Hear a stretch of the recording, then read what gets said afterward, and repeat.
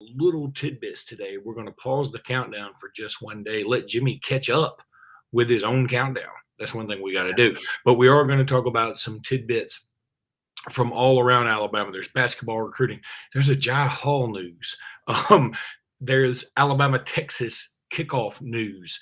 All that kind of stuff. We're going to talk about that. We're also going to talk about the top 5 quarterbacks that Alabama is going to play against this year. And we're going to talk about, when is Alabama going to lose this next home game? They've won 13 in a row. When do you think Alabama will lose their next home game? We'll talk about all that and more on today's Locked On Bama. Locked On Bama, your daily podcast on the Alabama Crimson Tide. Part of the Locked On Podcast Network, your team every day.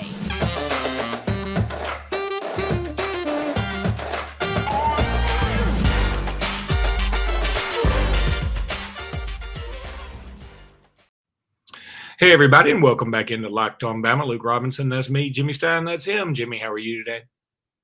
I'm doing great. There is a lot of recruiting stuff out there, not so much as commitments, but there's a lot of recruiting stuff to talk about, and I'm eager to jump in. Yeah, really, it's more just stuff. I mean, one thing I want to start with is Alabama, Texas will kick off on Fox. I think the whole world now assumes that game will be at 11 o'clock. I've been making my plans to go for quite some time. I'm very disappointed because I assume I'm just going to evaporate into the atmosphere. It's going to be so damn hot. I've been to Austin, Texas numerous times. It's a great place to go. I really do love Austin, Texas.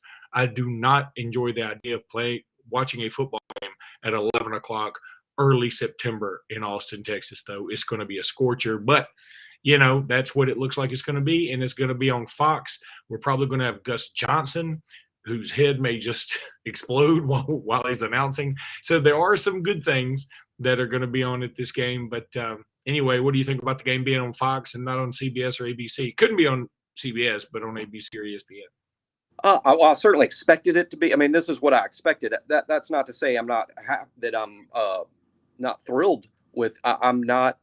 I'll be honest, if we can keep it between us, I'm not a huge fan of college football on Fox. I mean, in the sense that I don't think their productions and everything are as good as ESPN and CBS, and I like their personalities less than the other networks. I mean, I'm just saying, so I'm not crazy about that. But hey, it was a Texas home game, and Texas home games are the province of Fox because they've got that contract with the Big 12.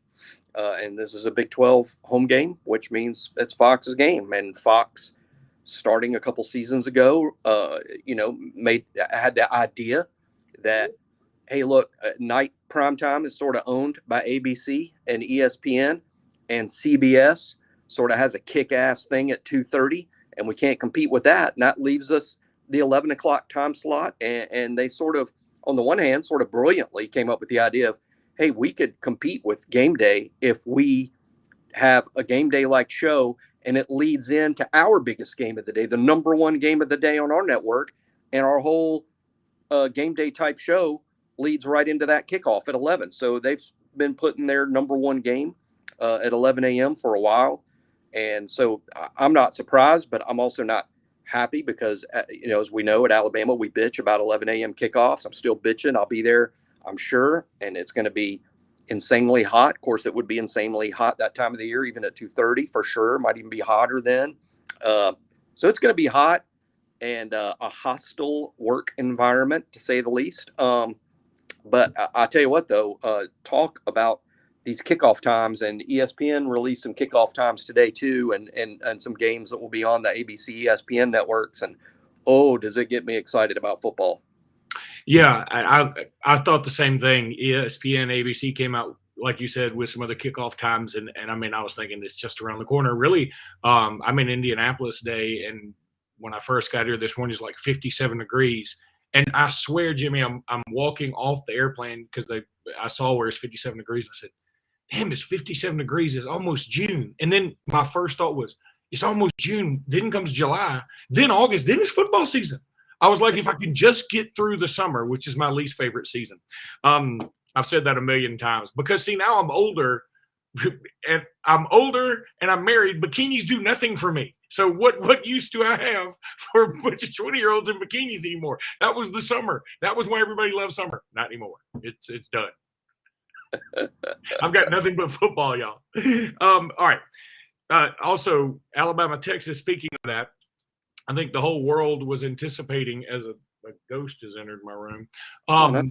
The whole world was anticipating. Actually, it kind of looks like we're in the same room. Like you have a window on over your right shoulder. I have one over my right shoulder, and we're sort of it's like they're right next to each other. It's kind of weird. Anyway, Ajay Hall. It looks like I would say pretty certain that Ajay Hall has already maybe not worked out at Texas. A lot of social media stuff has been taken down by him about his being at the University of Texas. There was something out there about his not being on the roster, but maybe he wasn't on the roster anyway because maybe they'd come out with an updated roster or whatever.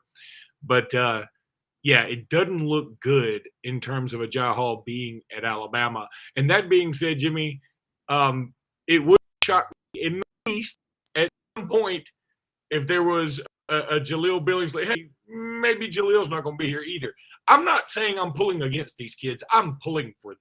I am 100% pulling for them. I want them to do well. They're kids. Kids change their mind, make mistakes, all that stuff. But Ajay Hall went out guns a-blazing towards the University of Alabama. And, you know, it's going to be kind of it's going to be hard to stop typical Alabama fans from laughing a little bit if he didn't work out at Texas, right? Yeah, as a matter of fact, I'm with you. I want things to work out for Ajay and Jaleel Billingsley. I honestly do. But if you look at the list of kids that have left Alabama since the end of last season or during the season, you know, since August of 2021, who's left Alabama and entered the portal, it's a long list of kids. But there are only two that left a sour taste in your mouth if you're an Alabama fan, and that's Ajay and Jaleel.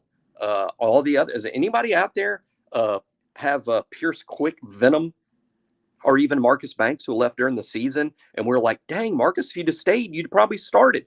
But were we mad? Kane Williams left, go to Nebraska. Caden Clark is at Akron. Ziggy Williams is at Utah State. That's sort of fun. That'll be in the opener. I'm just saying that there's a different feeling in the fan base about Ajay and Jaleel leaving and going to Texas. Not that we're jilted in any way, but they just left under different circumstances than all the others. And I think that's why our feelings about it are a little different. And no one should have joy at what's going on with Ajay. And I don't.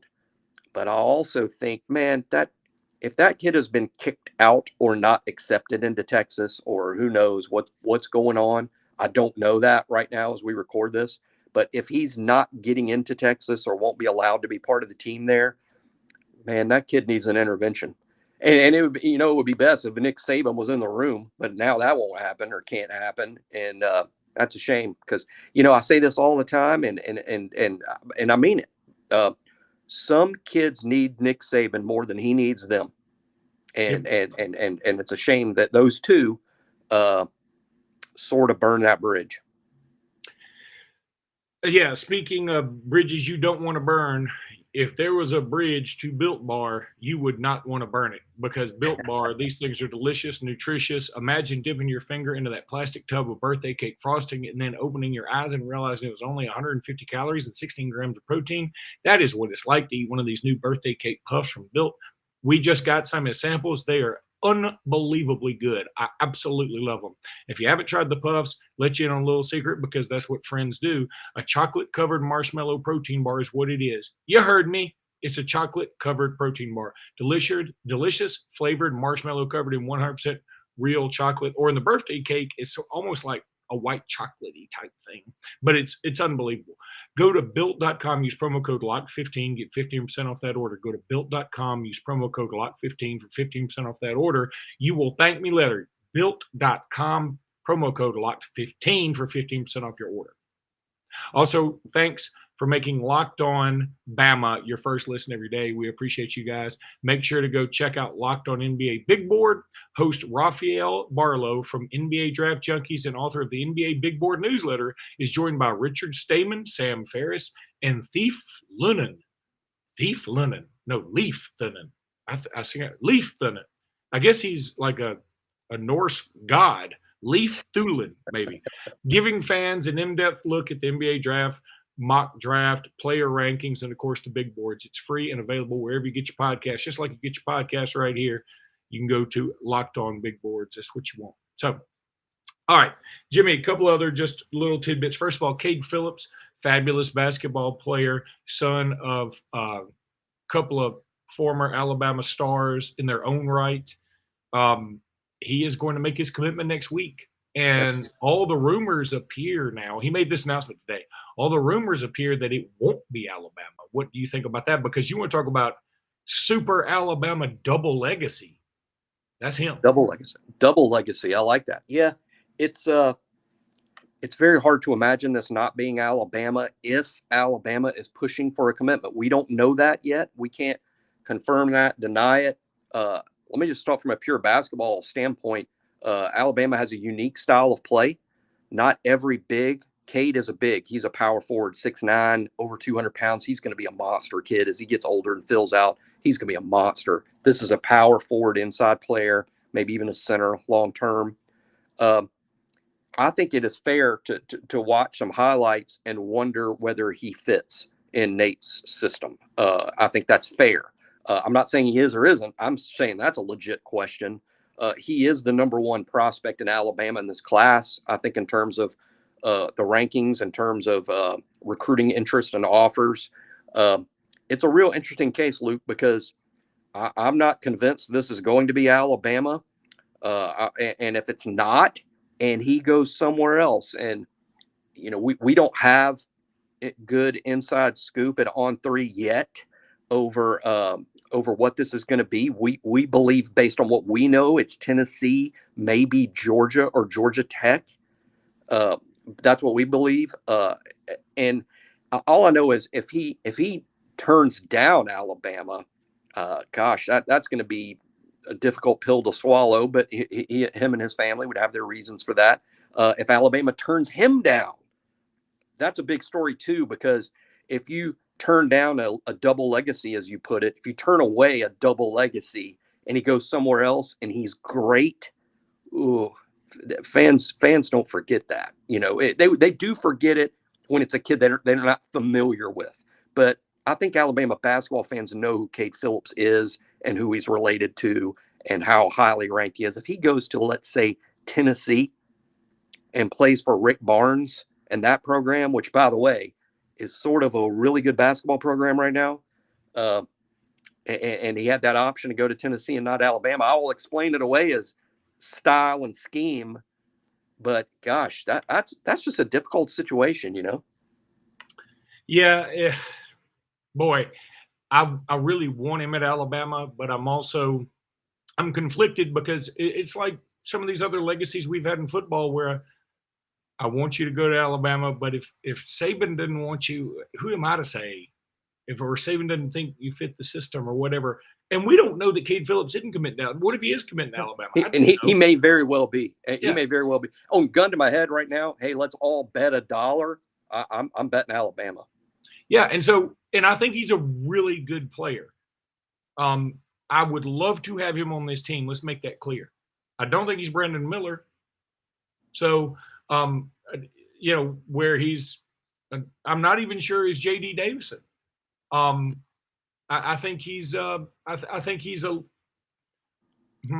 I got a couple pretty good comparisons. If you're going to say Sam Hagginess, I'm going to say Sam Hagginess plus. Well, I was going to say Sam Hagginess, and this is why. Sam was the number one player in the state when he came out. He is a power forward. He was recruited by a lot of big, nice programs, and he did not have an illustrious career at Alabama by any means, though he did contribute. I tell you, another similar kid to me is Wade Kaiser, you know, in terms of like the kind of career I would expect Cade to have, maybe. And Wade was the number one player. Yeah, the state of Alabama doesn't always have a national top 15 player as the number one prospect. So, and again, I'm not saying Cade, as a matter of fact, you know, you hope that maybe Cade might be a little better than those guys. But yeah, I'm with you, Luke. I'm not telling everybody we need to offer Cade because he's J.D. Davison, or we need to offer him because he's John Petty. No, he's not that level of player, but he's pretty good. He's pretty good. He's ranked about where Chuck Davis was. I mean, in terms of national rankings, he's ranked about where Chuck was. Chuck was pretty damn good basketball player at Alabama. All right, we gotta scoot into these other things very quickly. So one thing I wanted to bring up was and maybe this is better for another time, but I just think it's interesting. I'll just bring it up now. Maybe it's something we think about. I noticed there was an article on Bama Online about Alabama's home winning streak, and I think the longest home winning streak in the country right now is Clemson at 34. Alabama's at 13, which is pretty damn good in the SEC. Yep. But I just started thinking, I was like, when do we lose at home again? I mean, I think the smart money would be, okay, if you want to say when do I think is most likely, I mean, people would probably say Texas A&M this year. But I think Alabama beats Texas A&M this year. I think they go undefeated at home this year with a Heisman quarterback and Jahmyr Gibbs and, just a bevy of other talent and Nick Saban. Man, I'm going to have to really look. I mean, could it be Texas next year if they're led by Archie Manning? Could it be Tennessee next year if Tennessee's really got it turned around like a lot of people think they will?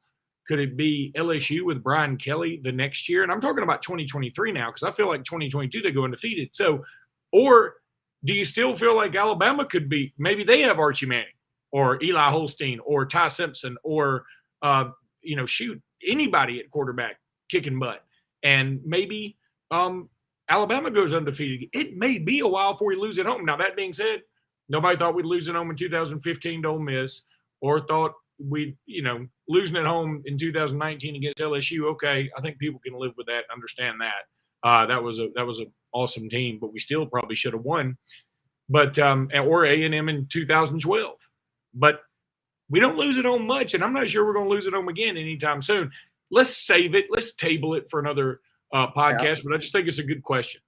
It is a good question, and I don't have an answer. I'll just say I agree with you that Alabama is very likely to win all their home games in 2022, including Texas A&M. We do really well in those revenge-type scenarios. But I've already written one piece for On 3, Luke, where I said Alabama's going to have 16 players taken in this upcoming draft. And if that's the case, man, there's going to be a lot of new faces in that lineup in 2023. I'm not going to use the word rebuild just yet. And with the transfer portal and your Alabama, maybe there's never a need to rebuild. It's just a reload, though you're meshing a lot of new faces. I'm just saying 2023 might not be what 2022 is. New quarterback, a lot of new things, probably Bill O'Brien will be a head coach somewhere. And, who knows? Maybe you win the national championship and Nick Saban goes to the lake and watches the duck shit. You muted? Because that should have been a laugh. Yes, I'm muted. Well, I just knew that was getting laughed.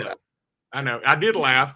And then I was trying to have a segue, and I blew it all. But what I'm going to do now is just talk about Rock Auto. I hadn't done the mute thing in a while, so I was due. This episode is brought to you by Rock Auto. With the ever-increasing numbers of makes and models, it's now impossible for your local chain store to stock all the parts you need. Why endure the often pointless or seemingly intimidating questions like is your Odyssey an LX or an EX or FX or a DX or a DMX, and wait while the person behind the counter orders the parts on the computer, choosing the only brand their warehouse happens to carry.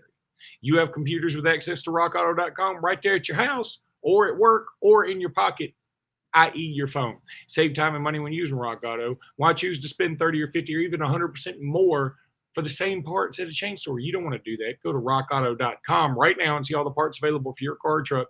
Right, Locked On in the How'd You Hear About Us box so they know we sent you. Amazing selection, reliably low prices, all the parts your car will ever need. Rock Auto. All right, Jimmy, 5 best quarterbacks we're going to play this year. Interesting topic again. Good job. I'm stealing some content from Bama Online. That's absolutely okay. Now, as I'm sitting here right now, this just came across the wire. Ajay Hall will be enrolled at Texas by the end of the month, according to Hall's 7-on-7 coach. That just came across the wire as we are sitting here. Very interesting. I don't know if that's true or not. Why did he remove all of the references to Texas on his social media? No idea. And again, I never reported, nor did anyone that I'm aware of, no one at On Three reported that Agiye Hall would not be at Texas. There was just a lot of stuff adding up to that today. And who knows? Good for him. I hope he goes to Texas and wins valedictorian and the Heisman. That would be something. But I just found, again, It was very interesting, and the rumors were rampant, and we're not reporting the news. And the kid wasn't denying him. In fact, the kid changed his avatar to him in an Alabama jersey. He did. That's weird. Well, yeah, the kid will play to the crowd now. He will. Yeah. Okay. Here's what I'm just going to read these aloud. Tell me if you take issue with any of these. Bama Online had the top 5 quarterbacks Alabama's going to play. Number 5 is Will Rogers. I personally think that's too low. Number 4 is Miles Brennan at LSU. Number 3 is Max Johnson at Texas A&M. 2 is KJ Jefferson at Arkansas. 1 is Hendon Hooker at Tennessee. The first thing that stands out to me in all those, there is a very good chance I would change every single one of them. And number 2, I'm not so sure we don't see like somebody from the Dart kid at Mississippi on that list, when all's said and done. Right. And tell me how we think Miles Brennan is ahead of Will Rogers when Will Rogers is setting records left and right. I don't understand that. And then the other thing that stands out to me, it's not a great year for quarterbacks Alabama's facing.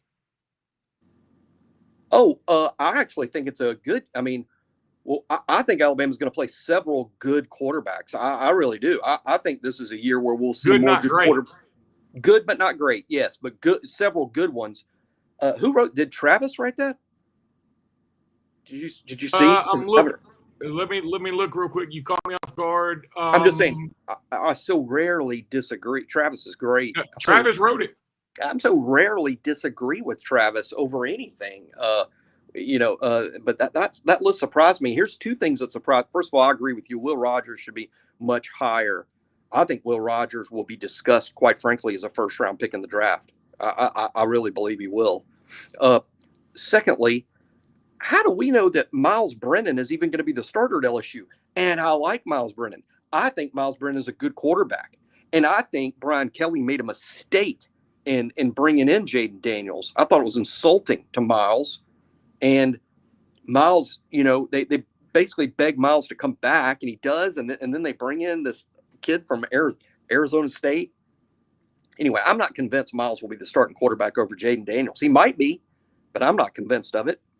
Secondly, I'm not convinced Max Johnson will be the quarterback at A&M over either Haynes King or Connor Weigman. I think Connor Weigman or Haynes King might beat out Max Johnson. So I'm not even sure that they're the starters. Will Rogers should be higher. I do think Hendon Hooker's really good. He's a good player and deserves to be on that list somewhere. Maybe not number 1, but around number 1. And I'm a Hendon Hooker guy. I think he's a player. I think he's going to be talked about, frankly, in some of the ways that Malik Willis was talked about during this past draft process. And as we know, some people thought Malik would go as high as the first round, and he went the 4th. I think Hendon Hooker could kind of be that guy that way. Is he a first-round pick? Is he a 4th-round pick? But he is going to be drafted. KJ Jefferson, interesting player, good player, a winner. He's tough. He racked up some pretty damn good numbers against us a year ago. Now, he's not going to be throwing to Treylon Burks this year, and I think Burks sort of helped KJ, put up the numbers that he did. They did get the transfer from Oklahoma. Yeah, Hazelwood, but are we sure that Hazelwood's good? I know he's a 5-star, but that doesn't mean anything. It means something, but it doesn't mean everything. I'm not a big fan of that list, though admittedly, I've not done my own list yet, and I will eventually because that's such a great subject. But I other than Hendon Hooker at 1 and Will Rogers being on the list somewhere, I'm not a fan of the list. And I agree with you, Luke, that Jackson Dart probably should be on there. But at the same token, he hasn't exactly beaten out Luke Altmaier yet. So, interesting. I guess it's just one of those things. It's like coming out with the top 25 before everybody announces for the draft, because we need to see a little bit more out of all these quarterbacks. I love KJ Jefferson. I really do. I think he's got a great game. I like Hendon Hooker a lot. I just don't think any of those quarterbacks are fantastic, and I wouldn't rank any of them ahead of Will Rogers, but that's just me. Jimmy, let me ask you this. Luke, this is a good question, and it's nuts. It's nuts, but it's a good question for college football fans. If Quinn Ewers signed with Arkansas, Ewers, who's the quarterback at Arkansas this year? KJ Jefferson or Quinn Ewers? I'd say KJ. I think I would say KJ, but I'm not sure. I'm not sure. So why is KJ on the list and why is Quinn Ewers not? Yeah. So I mean, that's just another thing. I mean, why do we assume? I know Quinn Ewers is sort of unlikable. You know, I think it's the money, it's the Ohio State Texas thing, and it's the hair. I think he's unlikable from afar, but this was a 5-star plus dude.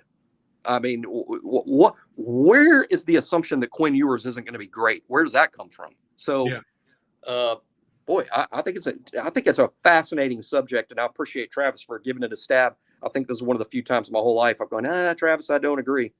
I doubt he'll be able to sleep. I doubt he'll be able to sleep tonight. Yep. All right, buddy. That's going to do it for this episode. We'll be back tomorrow with more Locked On Bama. Until then, roll tide, everybody.